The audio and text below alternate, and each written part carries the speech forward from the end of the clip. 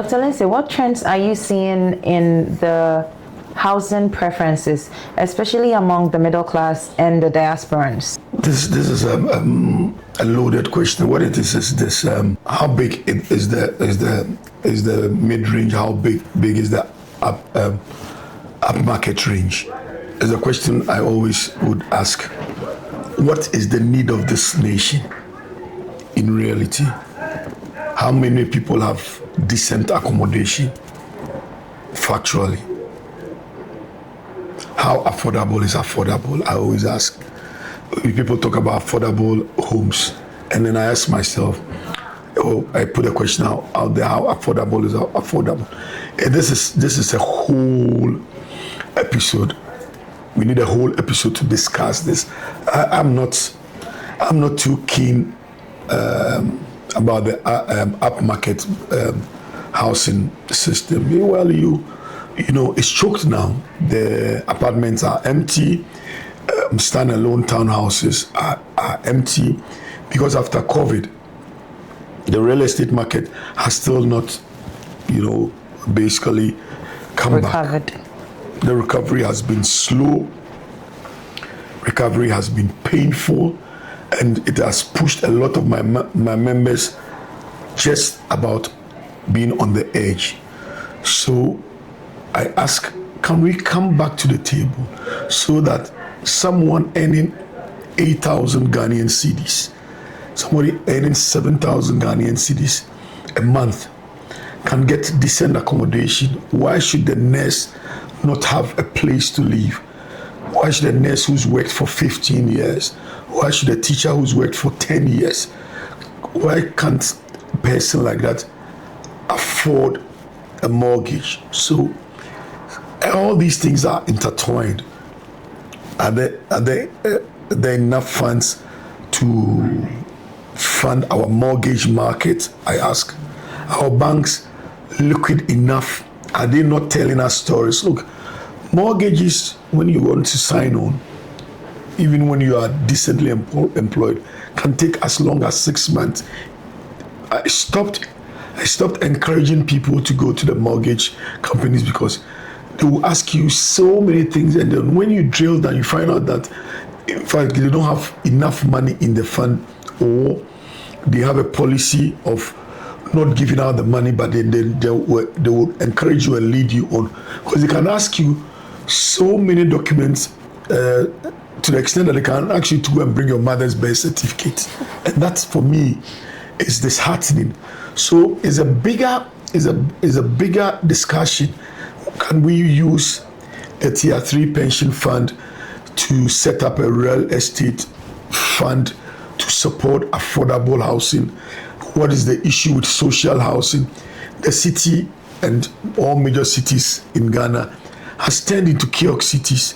Some kiosks are even more expensive than decent accommodation down in the peri-urban section. If you come to East Legon, you go to East Airport, you go to the airport residential, a kiosk accommodation there can cost as much as 700 cedis a month. Wow. And that is worrying. So can we do something about? So if you ask me, everybody or most people coming into the real estate space is looking at the upper end of the ladder, and there is shock. So people will stand and start to shout on top of their voice, those who have done all this apartment, if it was their own money, why is it empty, or why has the bank not taken over? No, it's just a small bit. Those who need homes, the 1.7 million shortfall, it's not the upper end. No, it is the ordinary worker, the everyday worker, the workers who are getting Ghana today together by the day, who need accommodation. And that's where we should be looking at. Our country is not a Dubai, it's not a UAE. Ghana is Ghana. We have our needs, and our needs, I can tell you without any equivocation, is not the high end now. Our need is the average homes, and that is not there. And if you have, it happens to be there, it's not affordable. Student accommodation is a challenge. My three friends and myself from our real estate program in Oxford set up the Ridgeback Capital to do student accommodation in Manchester. Well, I'm there just by name and to make up the balance minority, the all white boys. But they saw a need in Manchester, student accommodation, and they tackled it, and it is going very well. Who is going to stand up to be counted in student accommodation in Ghana? What kind of plan do we have in Ghana? There's so many foreign students from the sub-region. Look, you don't know what you have until you lose it. People come here to study English from Cote d'Ivoire, where we work. Sierra Leone come here to study in our good universities. From people from Equatorial Guinea and all, and they've created a kind of expense for day-to-day rentals, because where their universities are, all the buildings around there are expensive because they will rent bungalows and 8 people will share. You know, is somebody looking at student accommodation? Is government, I'm not talking about this government, all governments, are they being specific and concise about that? Because they can get good money out of it by putting tax on. So we should have a stakeholder meeting and look at our proper need. Why don't we have somebody educating us, all of us, about the need to start small and grow from there? Why are people, young families, trying to build their own homes and trying to build a 5-bedroom house? You start by building a studio. You are just 2, and then when you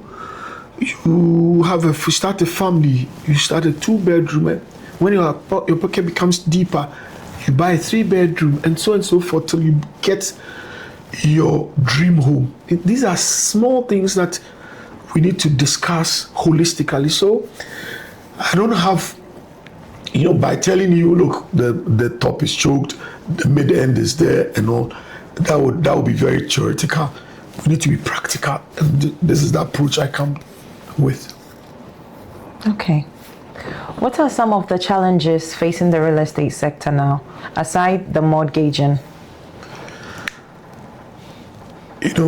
Still, the time to get permit to construct is still slow. When you go to Rwanda, it takes 3 days, and everybody doing the approval is in one block. So you move from here down, and you get approval. Although it has improved over the period, it's still slow. And some of the things needs to be looked at. Some of the requirements are outmoded. Somebody is doing 4 homes just in a small enclave, and he has to go and bring a traffic impact assessment and all that. What is this? My 6.5-year-old daughter would ask, Papa, what is this? It doesn't add up. And then the traffic impact assessment will take forever to get, and so on and so forth. Again, we need to simplify stuff. Again, the old devil is still around. Finance. Money, cost of money is so expensive here. It's still expensive. We need to get a relatively cheaper money to do real estate. Again, cost of materials are because we import a lot of it. Duties on construction materials too high, so it is passed on to the consumer.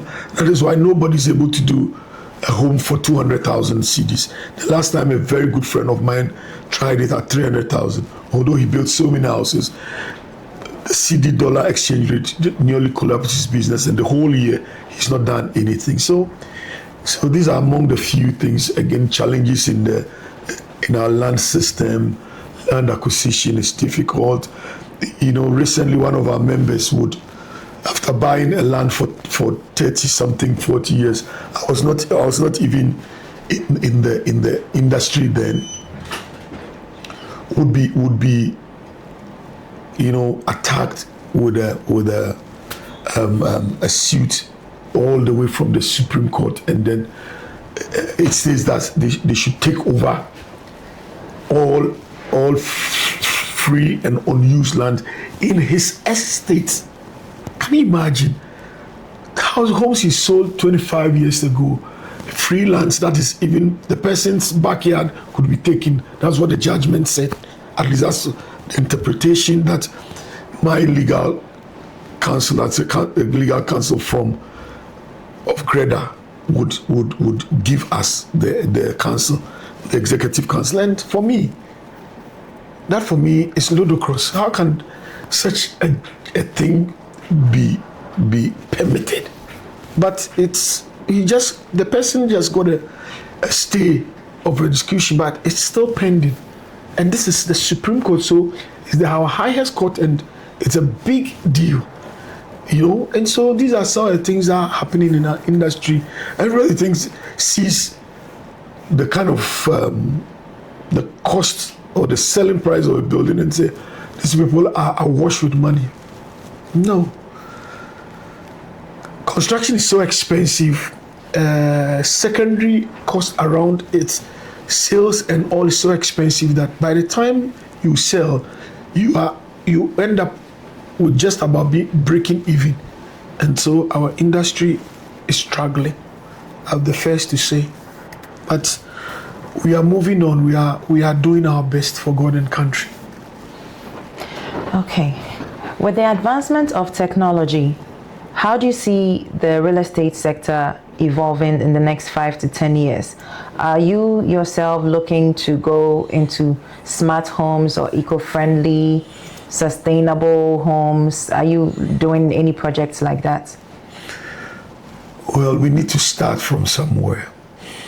You can't have a smart home in the middle of nowhere or amongst homes that are not smart enough and all that. I mean, you can't have a smart garage when you yourself you don't know how to operate it and all that. You need to start from somewhere. Where do I think we start from? We start from cost of the building. We start from efficiency in our construction.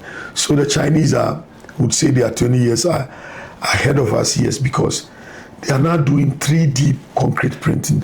They are printing concrete as if they are printing paper, and then they will rearrange the concrete and then sell the building. So prototype buildings are being done in 2 weeks, in 3 weeks, and for me, that is profound. But the initial startup money for such a company is so expensive. So, for instance, 3, 4, 5, 6 developers should come together, pool resources together, get a smaller version, and then we build homes the efficient way. Then we move from that to the next step: sustainable home development, smart homes. Why I'm sitting here every day cracking my brains, because I just can't understand why we still have not tapped into solar energy. Yes, startup capital is expensive, but you retire the debt over years, medium to long term. But then someone would have to put in the initial capital, because why is that we have 12 hours of sunlight, 6 to 6, 12 hours of sunlight, 365 days in a year, and solar forms about 3 or 4% of our energy sources in Ghana. Norway has less than 2 months of sunlight, 4 or 5 hours a day, and solar forms a huge part of the energy space. There's a disconnect. Are we being intentional enough? Are we looking at our issues holistically? I'll be the first to admit no, including myself. Why don't we have all solar on top of the buildings that we build? People look at immediate cost because our obviously our salaries are not steep enough, and so everything is short term, including myself. So these are things that we have to have a discussion on. Things that we have to sit down properly and have a plan so that if not me now, posterity will use it. The generation behind would adapt it, and then there will be efficiency in our space. Okay. As chairman of JL Properties and president of GREDA, walk us through a typical day in your life. I would say it's crazy. I mean, I wake up way before 5 o'clock. I'll do my readings, and I'll do my schedule, and then I'll drop out and be at work by 8 o'clock. I used to come to work at 7. As the years caught up with me, I've moved it to 8, and around 8:15, and then I'll do 12 hours straight. I work 8 to 8 with a 1 hour break. I will go. Most times I'm a hands-on developer, and so the company I run, their properties, we have about the most number of sites for indigenous developer, maybe 12 all around the city. And I have split it into 3 or 4 groups, and so I do one group a day. I'll do the visitation, and then I will just come back to the office to check on all my suppliers and all that. Yes, I delegate a lot, but I keep my eye on the ball, because in West Africa, when you delegate without watching, is a recipe for disaster. So I'll do all that, and then in the evening, I will still look at the numbers, look at the inflows, and then basically be about one of the last persons to leave the office. People will say, why that? I tell you, I live with the principle that you always have to look at what is in your pocket, and you need to have something small in the pocket. I tell people, why do you use sometimes I drive a car that basically is a salon. I shouldn't go to places that they are building because of the road. So why do you bring this car in? Is it important that you come to the site that I said, listen, the same homes that I'm going to inspect, those homes give me the car, those homes give me the boots, those homes give me the watch. And so those homes are more important than what I've acquired. It's a principle that you need to, whatever is giving you food on the table needs to be respected. And I respect real estate a lot. I have love for real estate, and I will live with that forever. What keeps you motivated after all these years in the business? Because let me tell you the truth. The fear of not having keeps me motivated every single day. The fear of not having.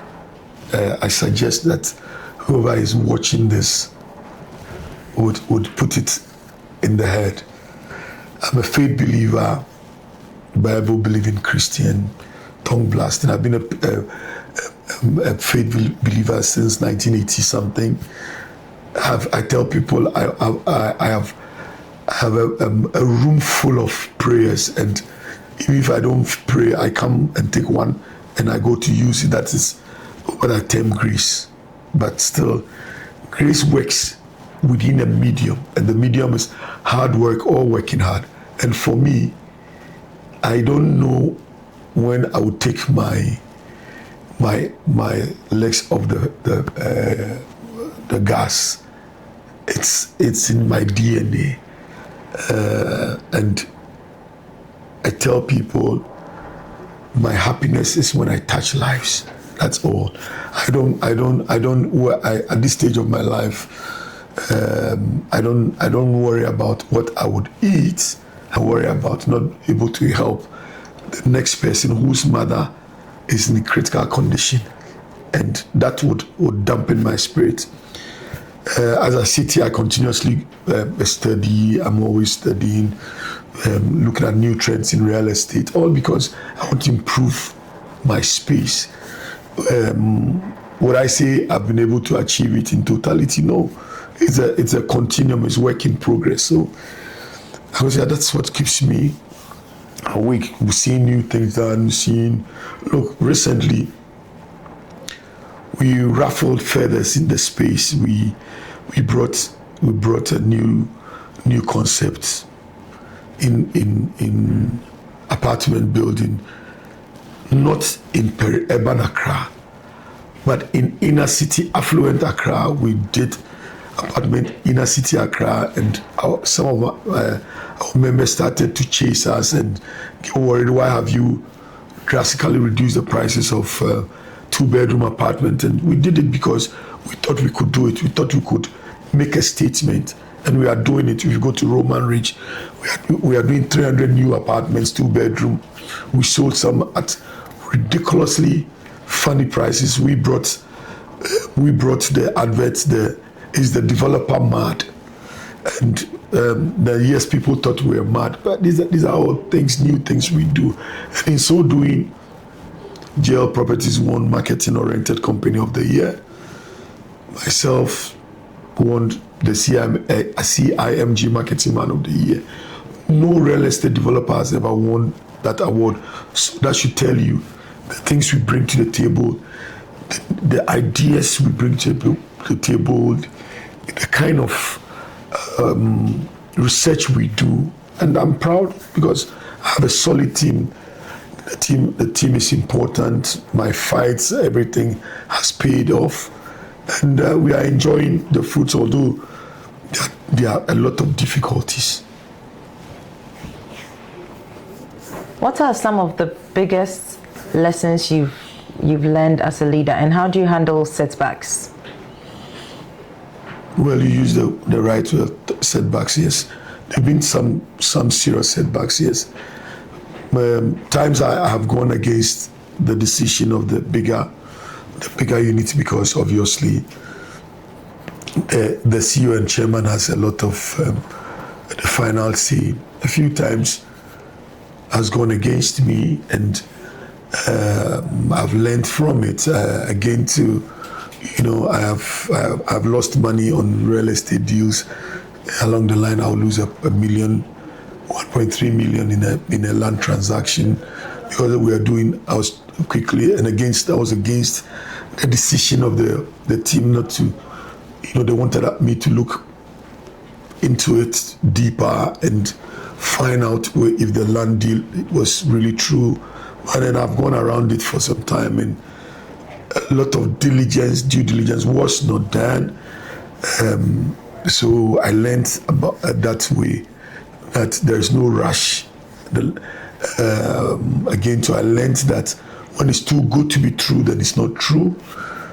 My father one time would tell me, I was worried about losing a piece of land I really wanted, and when he saw me for a few days very pensive, and old men are always old men, knows a thing or two, he would ask me about it, and I told him about the land, and he said, listen, Ato. When he says Orleans-Lindsay, he means he's very serious. Orleans-Lindsay. When it comes to land and properties, every day there's a new land in Accra. There's a new house in Accra. I never understood it. So he told me every day somebody will sell his land, somebody will sell his home. So if you can't buy it, if you are not ready, let it go. Tomorrow a better one will come. It's a good lesson I learned. So I don't get too excited over things. I don't worry too much over a lot of things. I just let it be. I have very, very little fear about the God I serve, because I am a believer in grace, and again to the principle that water finds its own level, always stays with me. So yes, I've seen a lot of setbacks, but I don't compute them. I put it behind me and I move on. Aside doing their due diligence, what advice will you give to people looking to buy homes or invest in real estate? Okay, it depends on where you are coming from. A gated community is the best property, okay, or the safest property to buy is gated. the developer has built a number of homes there, surely, even if there is a problem with the land, which could happen, you are insulated because there is a developer who would act as the first point of call. So the best thing to do is to buy your home from a recognized developer, someone who belongs to the Ghana Real Estate Development Association. We are a group of like-minded developers, and we actually check ourselves. We act as a controlling body on our members. So it's one of the safest places to buy homes. If you are buying from individuals, make sure you get a barcoded site plan where all the coordinates are on, and then you do a proper search. Thirdly, but unofficially, check the area, your neighbor, if important, the area most popular person, the area drinker is key to it, because he may know a thing or two. He knows the fight that happened on the land last week, the week before last year. You know the number of people laying claims to it. So these are about the simplest things to do. Obviously, it's always your pocket, and therefore, if you say you will not buy a land or a house in a dry season and all that, those are all simplistic things. If you really have your money and you want value for money, you go to an area that is not waterlogged. You go to a gated community. You go to a developed community. Because if you think that a land is so cheap and affordable, think about the other amenities: road, electricity, water, security. These four things before you buy. Because there's a story of somebody who was in somewhere in the bush somewhere, and then he called the police, and the police says, "Oh, your place is so far, too far. Why don't you hide under the table and take pictures of the robbers?" You know, so those are things. So these are very few things that you would do, and then it's not exhaustive, but then it surely would put you in a good place when you're acquiring property. Dr. Lindsay, what legacy do you hope to leave behind? Well, honestly, leaving behind, why do you want me to die tomorrow? No, not at all. But you would definitely step down for someone to take over. It's just on a lighter note. Basically, I just want to leave a good name. I want to, years ago, I had admired a man who had a salt factory. It's called Esia Pinti, and every time he comes down from home and all that, and then I see when I say to myself, I surely want to grow up to be like this man and all that. Well, he had done some estates in the area. Then for his staff, I think 10 homes and also and 10 houses, 3 bedroom. So at that time it was a big deal. How can this man build 10 houses gated for senior staff and all that? Now I've built thousands of it, but then he inspired me, and to this day I always mention his name. And for me, I want to be the developer who was next door, the developer who was admired for his modern homes, the developer who was loved for his accessibility, and that is what I want to leave behind. For those interested in contacting GL Properties, how do we get in touch?